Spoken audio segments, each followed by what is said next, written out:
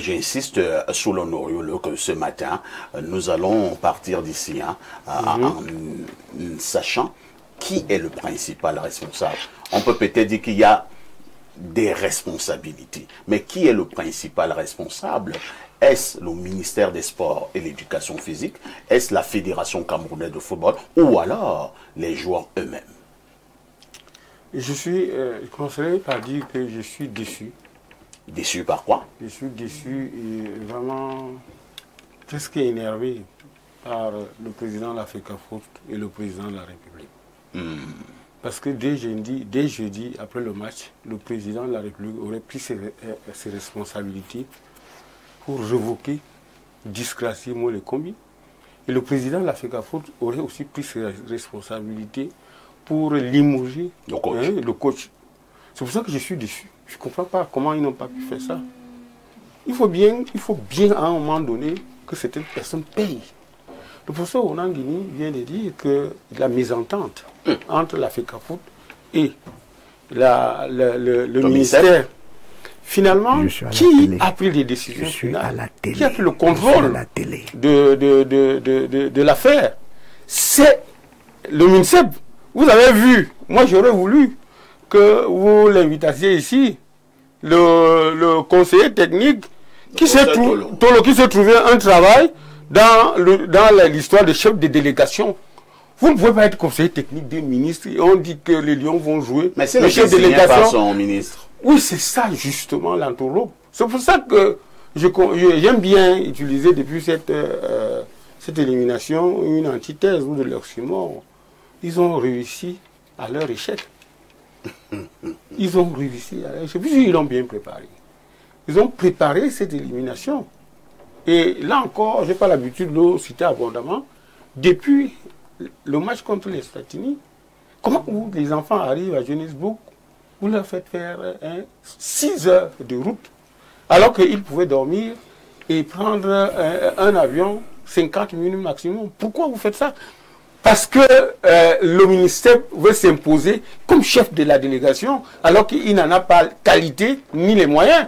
Alors, du coup, je pense, je ne vais pas faire la langue de bois. Allons chercher, n'est-ce pas, les conspirateurs, n'est-ce pas, j'ai envie de dire,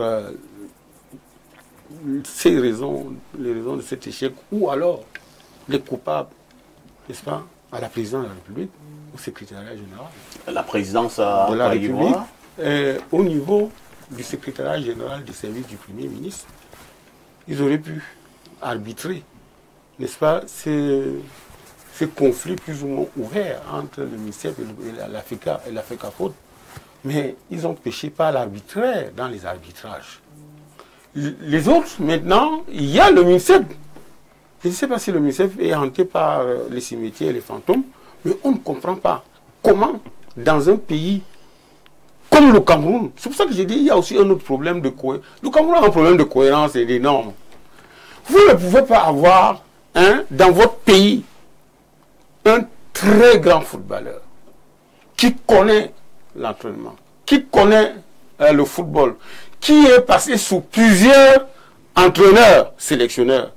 Et au Cameroun, on vous dit qu'il n'a rien à dire sur le choix d'un staff technique. Mais mon Dieu, les autres équipes nous envient Samuel Eto'o. Les autres équipes, moi j'étais dans un endroit où les gars disaient, mais si vous n'avez pas été donné le nom, je ne veux pas seulement citer l'endroit, mais comment vous expliquez que vous vous retrouvez au Cameroun où on vous dit que un grand footballeur de talent comme Eto'o ne peut pas discuter avec les joueurs. Il ne peut pas échanger avec des joueurs. Donc, vous sevrez un monsieur comme celui-là, des servières, du vestiaire. Et vous montez un quiconque, un policier qui arrive, nommé coach, qui ne comprend rien au football. Marc Brice est vide. Marc Brice, il est vide. C'est un policier? Oui, il a été policier quand même. Marc Brice est vide. Et je ne suis pas sûr que, déjà, comment vous donnez l'équipe à un type qui n'a jamais été, n'est-ce pas, qui n'a jamais dirigé une équipe nationale? Vous allez chuter. Je vais chuter par dire que, quand vous regardez le match contre le dernier, je pense celui-là, contre le Congo, que ce soit après ou bien que ce soit... Mais ce gars ne manage pas bien son vestiaire. Comment l'équipe est en train de mal jouer, mais il est là. Il ne discipline rien, il ne contrôle rien. Il regarde ça, il se laisse mouiller par la pluie pour rien. Et comment vous expliquez que, vous savez, en 90, je suis par là, quand on a nommé Nepomniachtchi pour amener les Lions à la Coupe du Monde, on a associé un staff, n'est-ce pas, camerounais. Il y avait Jean Manga. Jean Manga Ongene, Kaha Michel, je crois encore, il y avait deux autres là. On leur a dit, ok, ce type ne connaît pas le football africain, hein, singulièrement le football camerounais. On a vu ce que ça a donné. Comment un type est là, un policier belge, il n'a jamais rencontré Mila, il n'a jamais rencontré les Thomas Okono, il n'a jamais rencontré des vrais connaisseurs du football camerounais, hein, mais il se ligue contre un président de l'Africa Foot qui l'a admiré et applaudi quand il était joueur. Et quand il est au Cameroun, il pense que ces gars-là ne valent rien. Simplement parce qu'il a été monté. Et vous voyez, le déficit du management des vestiaires a fait que des joueurs commencent à se battre pour le brassard. Et on a vu ce que ça a donné. Est-ce que vous savez qu'à la dernière minute, Jean Zambouanguissa ou bien Mbemo ne voulait plus? Il a fallu, n'est-ce pas, un lobby pour qu'il revienne jouer avec les Lions. Donc, je suis même très énervé par rapport à cela, hein, parce qu'on ne peut pas soutenir un Magbis, n'est-ce pas, sur le banc de tous des Lions, et qu'ils disent qu'il n'est rien sans son assistant, alors qu'il y a des connaisseurs du football camerounais comme Tungu Pile et comment il s'appelle encore, le nom va revenir, qui sont sur le banc de tous. Il faut arrêter quand même avec les sbroufs. Donc, ils ont réussi, hein, à leur échec. Bon, peut-être qu'ils avaient un agenda caché. Hein. Ouais, voilà, Pagou, merci. Pagou et Tungu Pile connaissent bien le football. Comment vous expliquez qu'ils sont spectateurs dans une histoire où on dit que c'est un Congolais, hein? Sans le Congolais, Magbis ne peut pas gagner. Mais allez, il fallait aller droit au but, vous nommez le Congolais. Et c'est justement le Congo qui nous a éliminés. Hein. Voilà. On passe la parole à Sam Sévérin Ango. Sam Sévérin Ango, nous sommes à l'ère d'établir des responsabilités et surtout le principal responsable. Même s'il faut reconnaître, Sam Sévérin, qu'il est arrivé que les Lions indomptables puissent faire piètre performance et que nous nous disions toujours que nous allons tirer de leçons, les têtes vont tomber, mais à la fin, rien. Cette fois-ci encore, les Lions indomptables ont été éliminés. Est-ce que nous allons parler avec Soulé que les têtes doivent tomber? Qui est le responsable de cet échec des Lions indomptables? Disons qu'en matière de responsabilité, ceux qui sont chargés de les établir et d'en tirer les bonnes conclusions feront leur travail, du moins je l'espère. Mais je voudrais, parfait ici, indiquer sur cette question que je vais prendre la parole en ma qualité d'ancien chroniqueur de sport tel que vous me l'avez présenté. Donc, je pourrais peut-être me débarrasser des oripeaux du militant politique pour bien qu'on se comprenne sur l'orthodoxie de comment est-ce que les choses doivent normalement fonctionner. Les premières leçons à tirer au terme d'une déconfiture sportive dans le cadre d'un match important sont les causes directes, c'est-à-dire les conditions de préparation dans lesquelles l'équipe s'est retrouvée avant d'aller disputer la rencontre en question. Et quand on va questionner simplement cette préparation, au passage un peu bâclée pour ce match contre la RDC, je crois que même les nuls peuvent reconnaître que notre équipe nationale ne s'est pas bien préparée du tout pour aller à cette rencontre des barrages du côté du Maroc, puisque on a bien assisté d'abord à un bras de fer, toujours entre le staff technique, conduit donc par le Belge Marc Brice, et l'ensemble des responsables de sa tutelle, si vous voulez, de ses employeurs de la fédération. Monsieur Brice n'est jamais arrivé au Cameroun pour nous dire quelle est la composition de la liste des joueurs qui doivent se retrouver du côté du Maroc. Il a pris son avion de la Grèce directement pour Rabat au Maroc. Ça, c'était déjà un premier indicateur de ce que les choses n'étaient pas bien faites suivant la norme. On a un problème avec la norme et la conformité. Là, j'emprunte à l'expression du professeur Viviane Ondoa-Biwole. Il va falloir que le Cameroun puisse évoluer, qu'on aille à l'orthodoxie. Je suis de l'avis de Soulé Onoyolo qui pense également que les choses en amont n'avaient pas été bien constituées au niveau de la composition de ce staff technique hybride.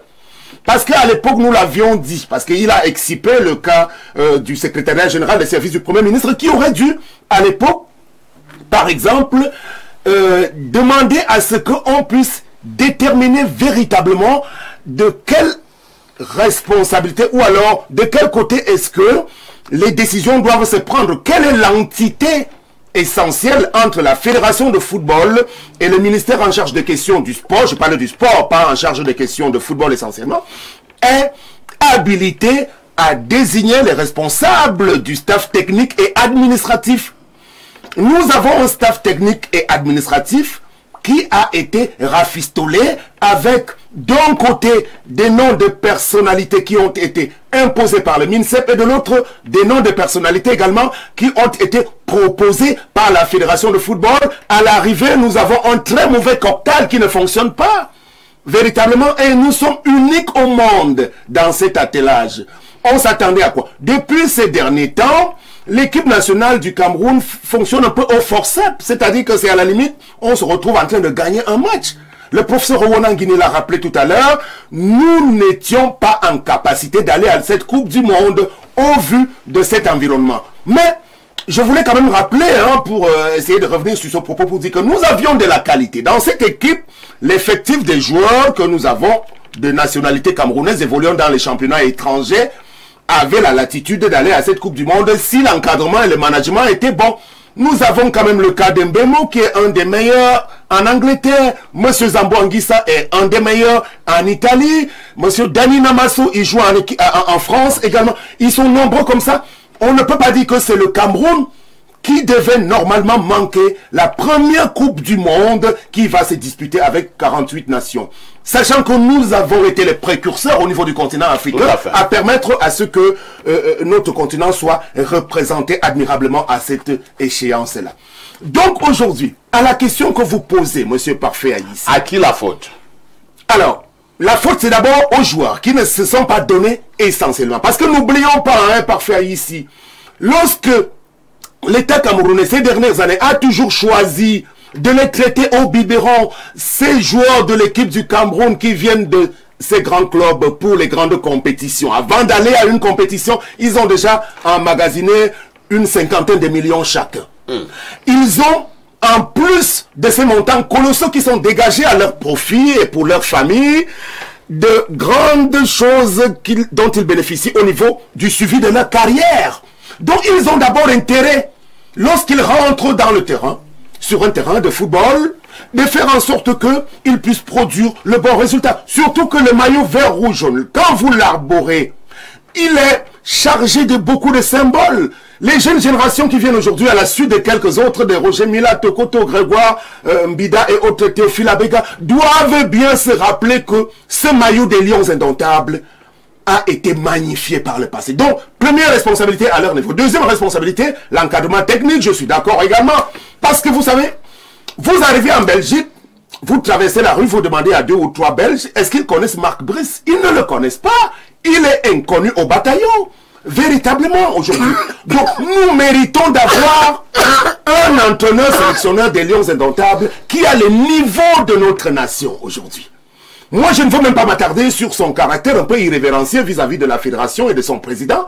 Mais je dis honnêtement sur ses qualités de sélectionneur technicien du football, il n'en a pas suffisamment pour mériter de s'asseoir sur le banc de touche de l'équipe nationale du Cameroun. Donc, nous étions nombreux et nous le sommes encore à penser qu'il est la personne qui doit d'abord, parce que c'est comme ça que ça fonctionne dans le football. Quand l'équipe ne gagne pas, c'est l'entraîneur qui paye les frais. En réalité, il doit être remplacé.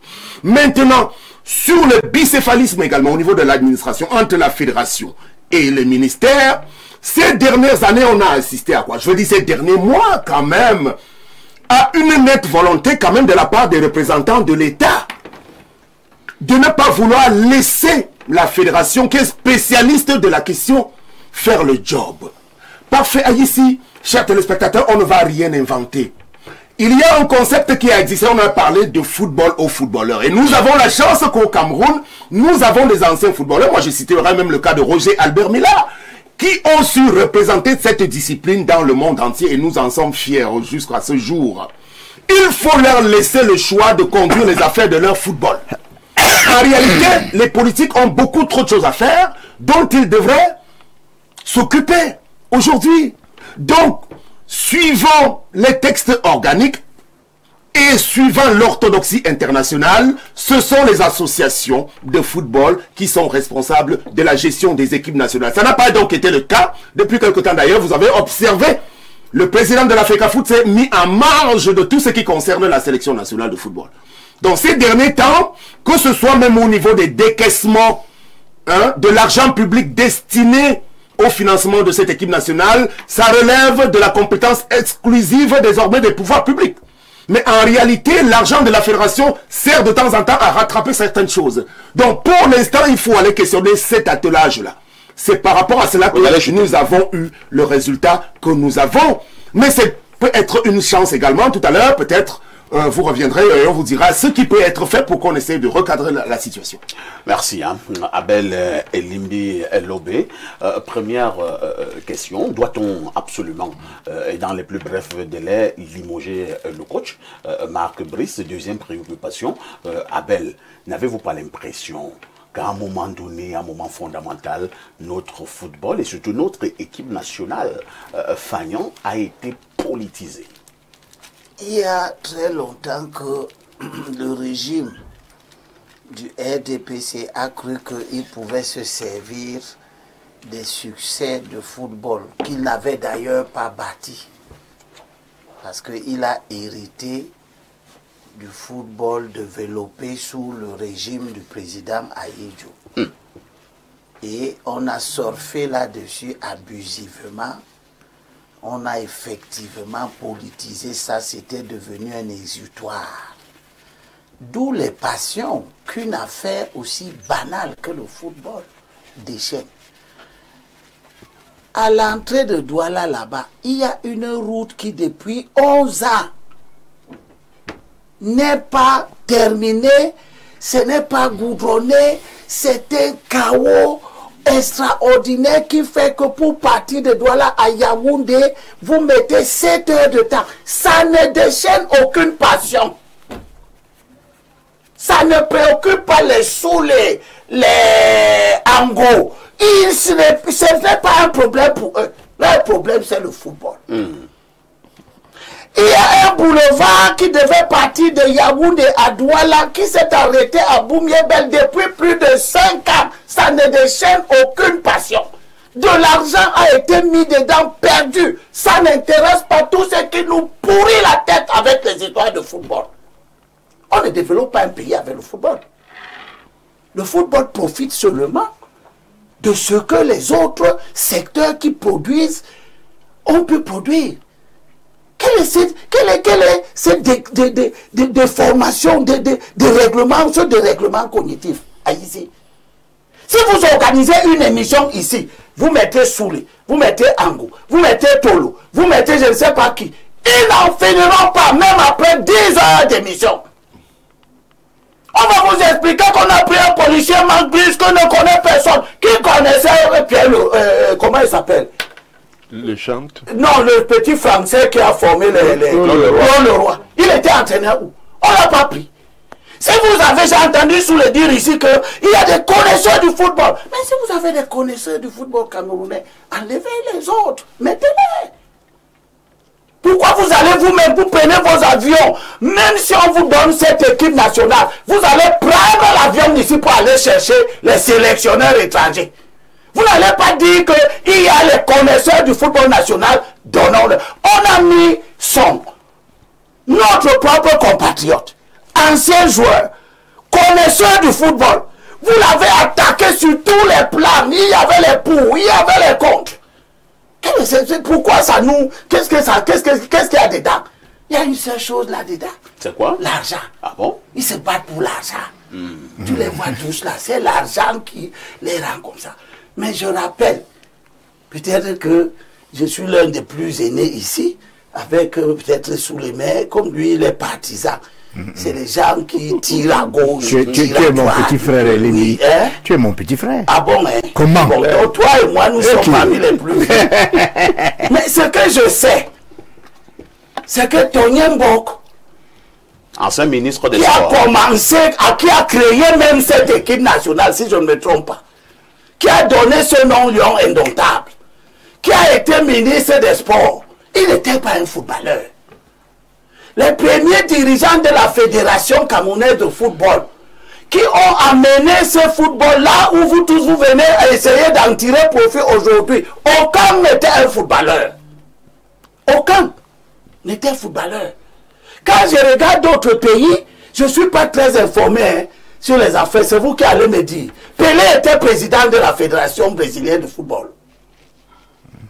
Platini a été président de la Fédération française de football. Et comment il s'appelait le grand gardien russe?